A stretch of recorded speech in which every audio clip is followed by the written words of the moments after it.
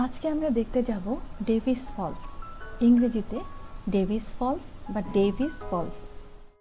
বাংলায় একে বলে পাতাল চাঙ্গ, যার অর্থ হচ্ছে অন্তরের গুহার ঝর্ণা। 1961 সালে একজন সুইস নারী মিসেস ডেভি সেই সময় পাতো থেকে পানিতে তলিয়ে গিয়ে মারা গিয়েছিলেন। তার স্মৃতিতে স্থানীয়ভাবে নাম রাখা ডেভিস ফলস বা ডেভিস ফলস। ঝর্ণাটি পাতোর পানি দ্বারা পরিচালিত হয়ে একটি স্থল থেকে নিচে ধেয়ে পড়ে এবং অবশেষে ভূগর্ভস্থ একটি টানেল বা চ্যানেলের মাধ্যমে প্রবাহিত হয়, যা প্রায় 500 ফুট দীর্ঘ এবং 100 ফুট গভীর।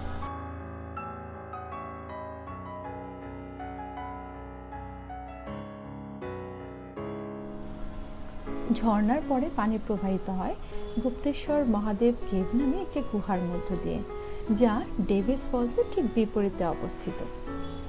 এটি নেপালের অন্যতম জনপ্রিয় পর্যটন আকর্ষণ। হাজার হাজার পর্যটক ও স্থানীয় দর্শনার্থীরা প্রতিদিন এখানে ভিজিট করতে আসেন। এখানে একটি উইশিং পন্ড বা ভাগ্যের পুকুর রয়েছে, যেখানে দর্শনার্থীরা মুদ্রা ছুঁড়ে ইচ্ছে পূরণ কামনা করেন।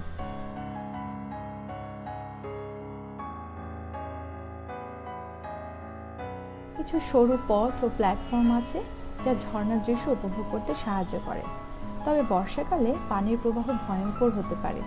নিরাপত্তার কথা মাথায় রেখে সবারই সতর্ক থাকা উচিত। ঝর্ণার চারপাশে মেটাল ফেন্স বা রেলিং নির্মিত আছে, যা দুর্ঘটনা থেকে রক্ষা পাওয়া যায়।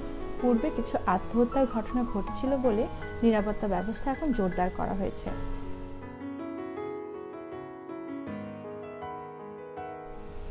সাধারণত সকাল 6টা থেকে সন্ধ্যা 6টা পর্যন্ত এটি পরিদর্শনের জন্য খোলা থাকে এবং বিদেশি দর্শনার্থীদের জন্য 100 নেপালি রুপিতে আপনি এটি পরিদর্শন করতে পারেন।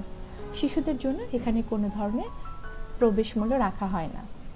পোখরার লেক সাইড এলাকা থেকে ট্যাক্সি, বাস বা বাইকে আপনি খুব সহজে এখানে পৌঁছে যেতে পারেন।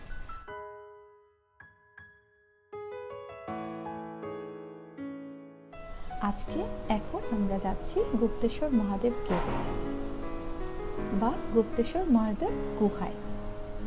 গুপ্তেশ্বর মহাদেব কেভ, যাকে বাংলায় বলে গুপ্তেশ্বর মহাদেব গুহা, শহর পোখরার একটি অন্যতম পর্যটন আকর্ষণ এই গুপ্তেশ্বর মহাদেব কেভ। বিশ্বাস করা হয় 1500 শতকে স্থানীয় কয়েকজন ঘাস কাটতে গিয়ে দুর্গমভাবে গুহাটি আবিষ্কার করেন।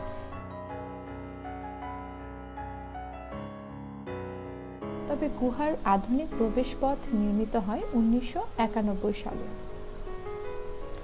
গুহাটির দৈর্ঘ্য প্রায় 2950 মিটার, যা এটিকে নেপালের দীর্ঘতম গুহা হিসেবে পরিচিতি দিয়েছে। ভেতরে গুপ্তেশ্বর মহাদেবের পাশাপাশি পার্বতী, নারায়ণ, সরস্বতী এবং নাগেশ্বর সহ বিভিন্ন দেবতার মূর্তি ও পূজার জায়গা রয়েছে। গুহাটি দুভাগে বিভক্ত। প্রথম চেম্বার, যেখানে দেবতার মূর্তি ও পূজার স্থান রয়েছে, এটি আলোকিত এবং নিরাপদ। দ্বিতীয় চেম্বারটি সংকীর্ণ, তেমনটা আলোকিত নয়। এখানে প্রবেশ করলে ডেভিস ফলসের ঝর্ণাটি ভেতর দিয়ে প্রবাহিত হয়, যা এক অনন্য দৃশ্য সৃষ্টি করে। গুহা প্রতিদিন সকাল 7টা থেকে 6টা পর্যন্ত খোলা থাকে। বাংলাদেশি দর্শনার্থীদের জন্য প্রবেশ মূল্য 100 নেপালি রুপি। ভেতরে আলোর ব্যবস্থা থাকলেও আকস্মিকভাবে মাঝে মাঝে বিদ্যুৎ চলে যেতে পারে, এই জন্য নিজস্ব টর্চ বা হেডল্যাম্প নিয়ে যাওয়াই উত্তম। বর্ষাকালে দ্বিতীয় চেম্বারের অনেক অংশ ও ঝর্ণা দেখা যায় এমন পথ বন্ধ রাখা হয়, কারণ পানির প্রবাহ বা জলাবদ্ধতা থেকে দুর্ঘটনার আশঙ্কা থাকে। তাছাড়া ভেতরের সিঁড়ি ও পথ ভিজে থাকতে পারে, তাই আশা করা হয় দর্শনার্থীরা সাবধানতা অবলম্বন করবেন।